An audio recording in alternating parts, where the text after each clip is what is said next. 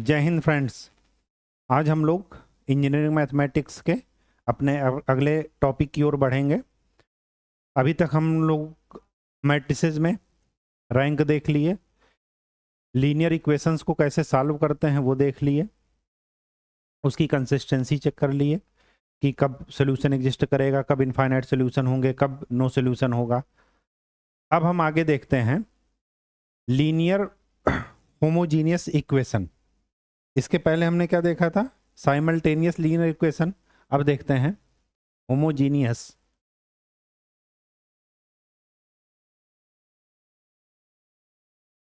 Linear equation.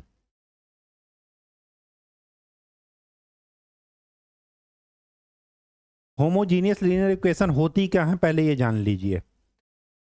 Normal equation इस form में लिखते थे, A X is equal to B, जहां पर ए कोफिशिएंट मैट्रिक्स था, एक्स अननोन का मैट्रिक्स था और बी कांस्टेंट का मैट्रिक्स था। ऐसे ही था। ऐसी इक्वेशन को बोलते हैं साइमल्टेनियस लीनियर इक्वेशन। अगर हमारा कांस्टेंट बी जीरो हो जाए तो ऐसी इक्वेशन को बोलेंगे होमोजीनियस लीनियर इक्वेशन। अब ध्यान से देखिए, अगर यहां पर जीरो है लिखा राइट साइड में, तो इसमें कभी भी ये पॉसिबिलिटी नहीं होगी कि इसमें सॉल्यूशन एग्जिस्ट ना करे। क्यों? क्योंकि हमेशा इसका सॉल्यूशन क्या होगा, कोई हो या ना हो, लेकिन एक सॉल्यूशन हमेशा ये होगा। तो इसमें इस इक्वेशन में इंटरेस्टिंग बात क्या है कि इट ऑलवेज कंसिस्टेंट। इसका मतलब ये हुआ कि इसका सॉल्यूशन हमेशा एग्जिस्ट करेगा ही करेगा, कंफर्म है। ठीक, अब करेगा तो हमारे पास दो ही ऑप्शन है। पहला ऑप्शन क्या है कि उसका यूनिक सॉल्यूशन हो जाए, और दूसरा ऑप्शन क्या है, इनफाइनाइट सॉल्यूशन हो जाए। अगर यूनिक सॉल्यूशन है तो यूनिक सॉल्यूशन एक ही होगा, x is equal to zero, Y is equal to zero and z is equal to zero.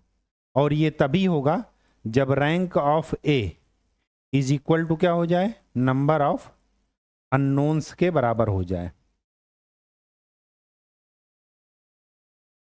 यहां पर हमेशा रैंक ऑफ a हमेशा रैंक ऑफ c दोनों की रैंक बराबर होगी। क्यों? क्योंकि एक कॉलम क्या है हमेशा सी का, जीरो, राइट साइड का क्या है, जीरो, तो हमेशा रैंक बराबर होगी। इसका मतलब कि ये इक्वेशन हमेशा क्या होगा, कंसिस्टेंट होगा। अब कंसिस्टेंट होगा तो हमारे पास दो ही ऑप्शंस हैं, या तो क्या है, या तो यूनिक सोल्यूशन हो, और या दूसरा तरीका क्या है, इनफाइनाइट सोल्यूशन हो। तो यूनिक सोल्यूशन का वही कंडीशन लगा दीजिए, जब rank of A is equal to rank of C is equal to number of unknowns, तो ऐसा सोल्यूशन होगा यूनिक सोल्यूशन, और यूनिक सोल्यूशन ये होगा हमेशा। और इस सोल्यूशन को बोलते हैं ट्रिवियल सोल्यूशन। ये वर्ड याद रखिएगा, ऑब्जेक्टिव में आपके यही पूछा जाएगा कि find out value of some constant दे देगा और कहेगा कि ऐसी वैल्यू फाइंड आउट कीजिए उस कांस्टेंट की कि सोल्यूशन क्या हो, ट्रिवियल हो, मतलब x is equal to Y is equal to zero हो, तीनों की वैल्यू जीरो हो। इनफाइनाइट सोल्यूशन कब था? जब rank of c is equal to rank of a तो रहे, लेकिन less than number of unknowns हो। तो अगर अननोन्स 3 है, तो अगर हमारी रैंक 2 है, तो इसका मतलब क्या हुआ, इनफाइनाइट सोल्यूशन। और ऐसे सोल्यूशन को बोलते हैं नॉन ट्रिवियल सोल्यूशन। तो जब भी अननोन की वैल्यू, तीनों की वैल्यू जीरो हो, उसको बोलेंगे ट्रिवियल सोल्यूशन, और जब भी जीरो ना हो उसको बोलेंगे नॉन ट्रिवियल सोल्यूशन। तो अगर कोई किसी भी इक्वेशन का सॉल्यूशन एग्जिस्ट करेगा तो हमारे पास दो ही ऑप्शन होंगे, या तो उसका यूनिक सॉल्यूशन होगा या उसका इनफाइनाइट सॉल्यूशन होगा।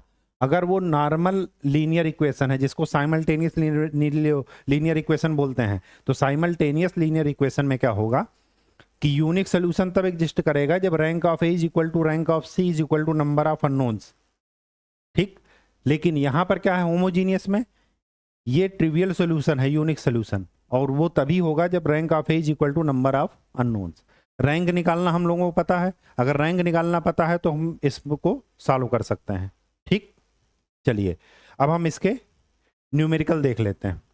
इसमें कोई डाउट तो नहीं है, ये कंफर्म है कि जब ये राइट साइड में 0 इसका मतलब कि हमेशा इसका एक ना एक सोल्यूशन होगा। अगर कोई सोल्यूशन नहीं है मतलब ये नहीं है तो ये सोल्यूशन जरूर होगा। इस सोल्यूशन का वर्ड ध्यान रखिएगा, ऐसे सोल्यूशन को जहां पर सारे वेरिएबल्स की वैल्यू 0 होती है ऐसे सोल्यूशन को बोलते हैं ट्रिवियल सोल्यूशन, और जहां पर इनफाइनाइट सोल्यूशन होता है उसको बोलते हैं नॉन ट्रिवियल सोल्यूशन।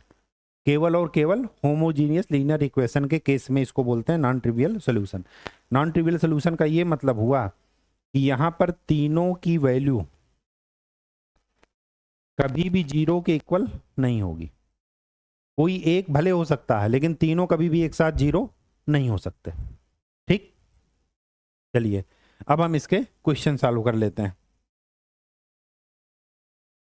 ये है आपका क्वेश्चन। क्वेश्चन क्या कह रहा है कि डिटरमाइन द बी क्या है, बी ये है, such that system of homogeneous equation. Homogeneous equation की पहचान क्या है कि इसके राइट साइड में हमेशा 0 होगा। लीनियर साइमल्टेनियस इक्वेशन की पहचान क्या है कि इसके राइट साइड में हमेशा कोई ना कोई कांस्टेंट होगा जो कि 0 नहीं होगा तीनों इक्वेशन में। ठीक, हो सकता है यहां पर 2 हो, यहां पर 0 हो, यहां पर 4 हो, लेकिन तीनों में एक साथ 0 नहीं होगा, तो उसको इक्वेशन को बोलेंगे साइमल्टेनियस लीनियर इक्वेशन। और होमोजीनियस लीनियर इक्वेशन किसे बोलेंगे, जहां पर राइट साइड में तीनों 0 हो। ठीक, ये इसकी पहचान है। अब देखिए कह रहा है कि बी की वैल्यू ऐसा निकालिए कि पहला कंडीशन दे रहा है कि ये ट्रिवियल सॉल्यूशन हो। ट्रिवियल सॉल्यूशन का क्या मतलब हुआ कि rank of A is equal to number of unknown, और number of unknown is equal to कितने हैं, 3। तो रैंक की क्या हो इसकी 3। जरा देखते हैं 2 1 2 1 1 3 4 3 बी, एक्स वाई जेड 0 0 0। ठीक है, अब देखिए अगर रैंक ए 3 के इक्वल है, नंबर ऑफ अननोन के इक्वल, तो हमेशा इसका ट्रिवियल सॉल्यूशन तो हमेशा एग्जिस्ट करेगा ही करेगा, इसमें कुछ सोचना नहीं है। क्यों, क्योंकि आगे राइट साइड में क्या है 0, तो ये इक्वेशन हमेशा सेटिस्फाई करेगी ही करेगी।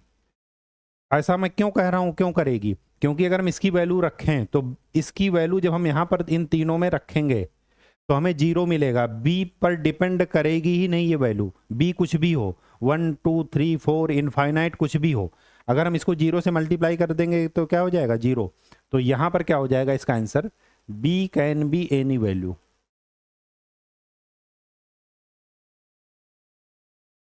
जो मर्जी आप रख लीजिए, बी कुछ भी हो सकता है। क्यों, क्योंकि जब ट्रिवियल सोल्यूशन ही है तो हम ट्रिवियल सोल्यूशन में कभी भी इनके मल्टीप्लाइंग कांस्टेंट इसकी वैल्यू डिसाइड नहीं करेंगे। क्यों नहीं करेंगे, क्योंकि सबको क्या बना देगा 0। बी आप कुछ भी रख लीजिए, ये बी के साथ अगर हम 0 का मल्टीप्लाई करेंगे तो क्या बन जाएगा 0। इसीलिए यहां पर बी कुछ भी हो, अगर ट्रिवियल सोल्यूशन की कंडीशन है तो आपका बी इस कंडीशन पर डिपेंड नहीं करेगा।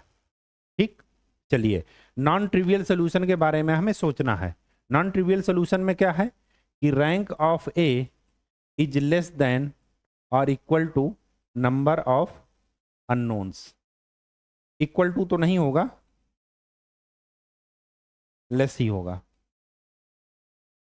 मतलब रैंक ऑफ ए वो 3 से छोटा होना चाहिए। ठीक, अब हम इसकी रैंक निकाल लेते हैं। चलिए चालू करते हैं। तो for non trivial solution rank of A is less then 3 या less than number of unknowns. Unknown हमारे पास 3 है, एक्स वाई जेड। ठीक, तो उनसे कम होना चाहिए। चलिए अब हम इसकी रैंक निकालते हैं। तो रैंक निकालने के लिए इसको ट्रायंगुलर फॉर्म में चेंज कर दीजिए। ट्रायंगुलर फॉर्म में चेंज करने का मतलब ये है कि सबसे पहले R2 और R1 को इंटरचेंज कर दीजिए। R2 और R1 को इंटरचेंज करेंगे तो आपको ये मिलेगा 113 212 43B, ये मिला। अब क्या कीजिए, R2 is R2 minus 2R1 और R3 is R3 minus 4R1। ठीक, चलिए अब इसको सब्ट्रैक्ट कीजिए तो ये हो जाएगा 113, ये हो जाएगा 0 1 और 2 माइनस 6 माइनस 4 0 3 माइनस 4 माइनस 1 और B माइनस 12। ठीक, अपर ट्रायंगुलर मैट्रिक्स बना दीजिए, इसको क्या कर दीजिए 0। तो ये 0 कब बनेगा, जब R3 is replaced by R3 minus R2। तो ये क्या बना 113 0 माइनस 1 माइनस 4 0 0 और B minus 8। X Y Z और इधर है 0 0 0। अब ध्यान से देखिए, अगर मैं B माइनस 8 को 0 कर देता हूं तो ये पूरी रो 0 हो जाएगी। पूरी रो 0 होने का मतलब रैंक ऑफ ए कितना आ जाएगा 2, जो कि नंबर ऑफ अननोन से क्या है कम। तो इसका तो सोल्यूशन ट्रिवियल सोल्यूशन, वो नॉन ट्रिवियल सोल्यूशन हो जाएगा। तो इसका ये मतलब है कि B की वैल्यू अगर हम 8 रख देते हैं तो सिस्टम क्या हो जाएगा, नॉन ट्रिवियल सोल्यूशन कंसिस्ट करेगा। क्यों, क्योंकि नॉन ट्रिवियल की कंडीशन ही ये है कि rank of A less than number of unknowns. ठीक, बात समझ में आ गई। अगर ये नॉन जीरो है तो रैंक हमेशा 3 होगी और वो क्या सोल्यूशन होगा, ट्रिवियल सोल्यूशन होगा, यूनिक सोल्यूशन होगा। ठीक है, बात समझ में आ गई। चलिए अब हम आगे बढ़ते हैं। यहां पर क्या कह रहा है कि फाइंड के फॉर नॉन ट्रिवियल सोल्यूशन, वही चीज है। नॉन ट्रिवियल सोल्यूशन तब होगा जब rank of A is less than number of unknown, और नंबर ऑफ अननोन कितने हैं 3। तो rank of A less than और लेस देन 3 होना चाहिए। तो चलिए इसको मैट्रिक्स फॉर्म में लिख लेते हैं 1 4 2 के 3 1 और 3 के 2। ठीक, अब क्या कीजिए, ट्रायंगुलर फॉर्म ही आपको बनाना है। तो R2 is equal to R2 minus 4R1 और R3 is equal to R3 minus 2R1। तो क्या मिला 1 के 3 0 3 माइनस 4 के और ये हो जाएगा के माइनस 12।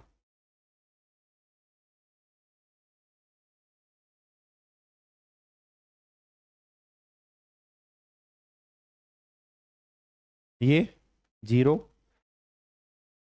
1 माइनस 2 के और 2 माइनस 6 माइनस 4, यही आएगा।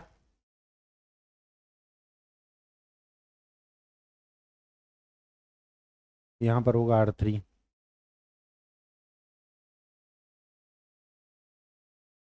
3 माइनस 4 के और के माइनस 12। ठीक, अब आगे बढ़ते हैं। डायगोनल मैट्रिक्स ये है, इसको आपको 0 करना है। तो ये 0 कब होगा,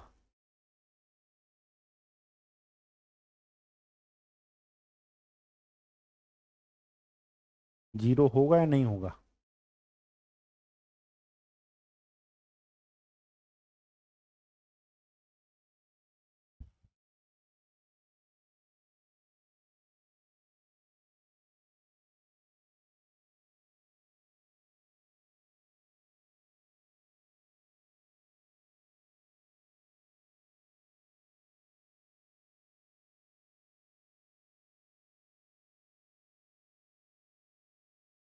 1 माइनस 2k। ये जीरो कैसे बनेगा?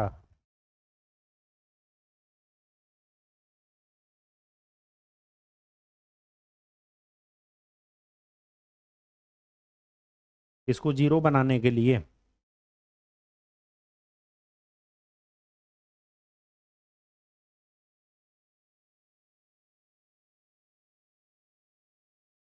4 और 6,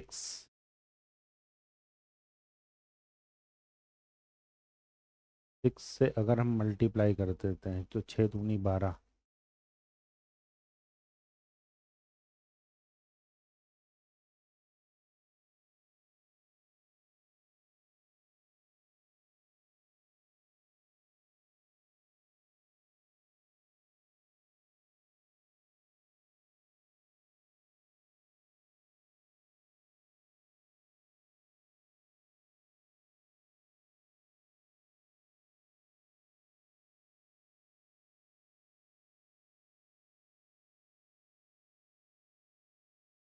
R3 is changed to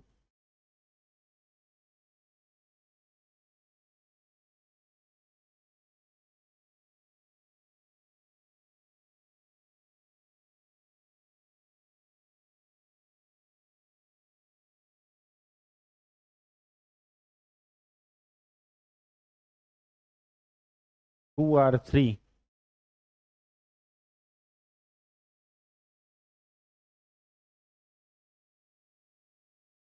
minus R2। ठीक।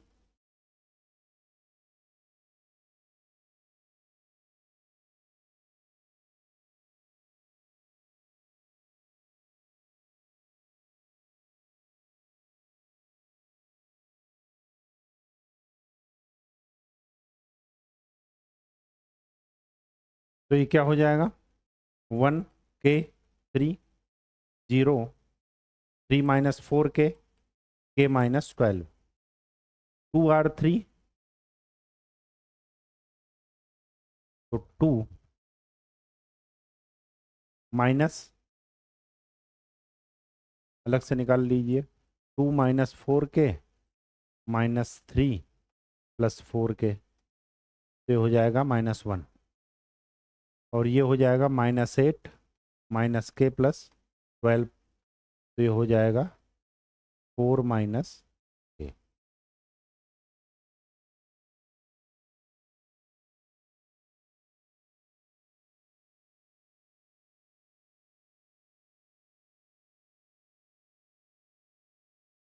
ठीक।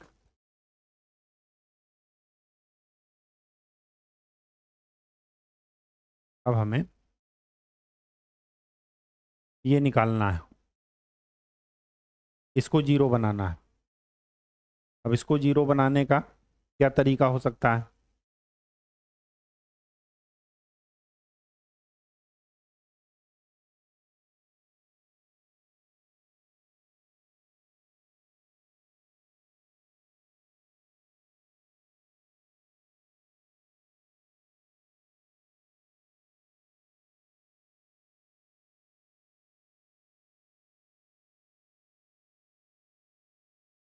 इसको जीरो बनाने का ये तरीका हो सकता है कि R2 इज चेंज टू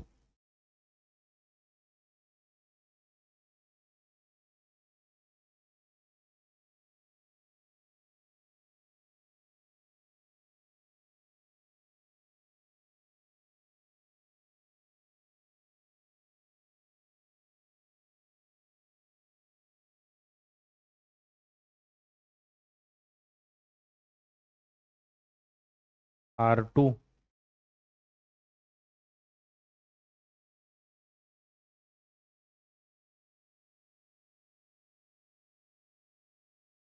4, ये 4k है, तो R2 इज चेंज टू,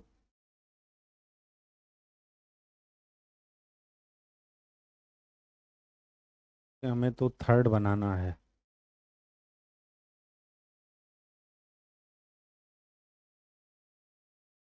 ये zero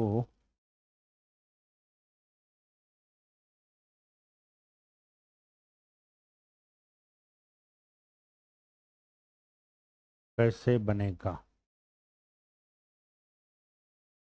R3 change to R2 plus 3R3। ठीक,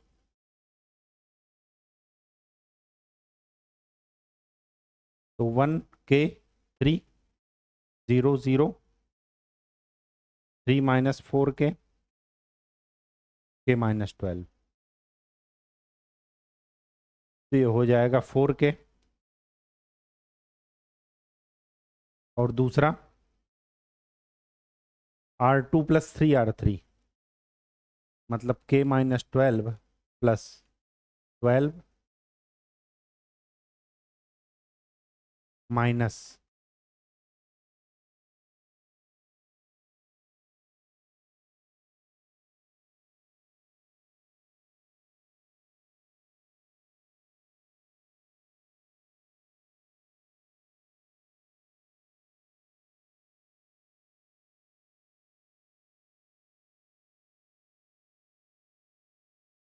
R2 plus 3R3 plus 12 minus 3K, तो ये कितना आ गया? -2K। ठीक,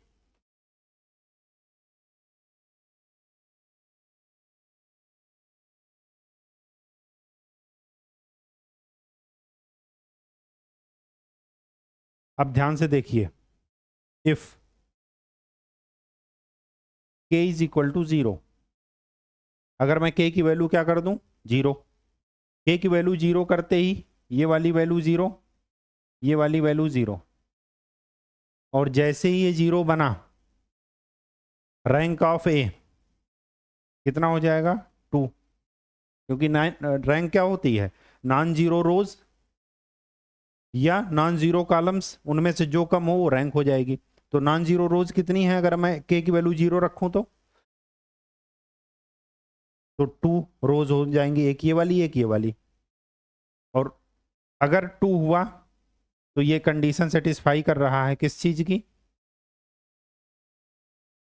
कि rank of A is equal to 2 is less than number of unknowns. और अगर ऐसा है तो it means at K is equal to 0 solution is non trivial. और हमें यही निकालना था कि K की कौन सी वैल्यू पर सोल्यूशन नॉन ट्रिवियल होगा। ठीक है, बात समझ में आ गई?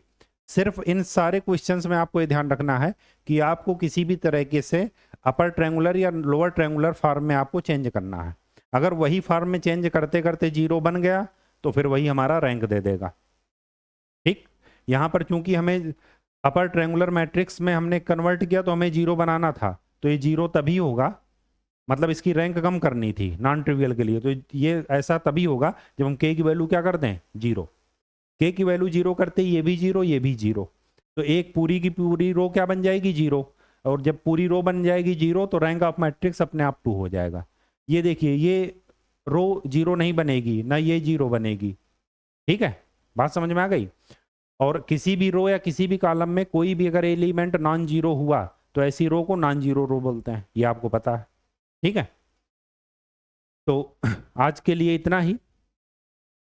आज हमने क्या देखा कि होमोजेनियस लीनियर इक्वेशंस को कैसे सॉल्व किया जा सकता है।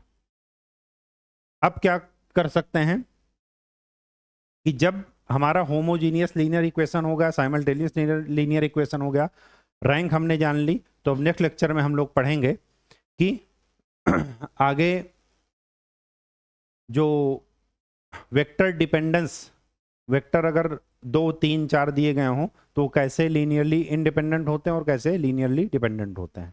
ठीक है, तब तक के लिए धन्यवाद। खूब अच्छे से पढ़ाई कीजिए और स्वस्थ रहिए। Thank you.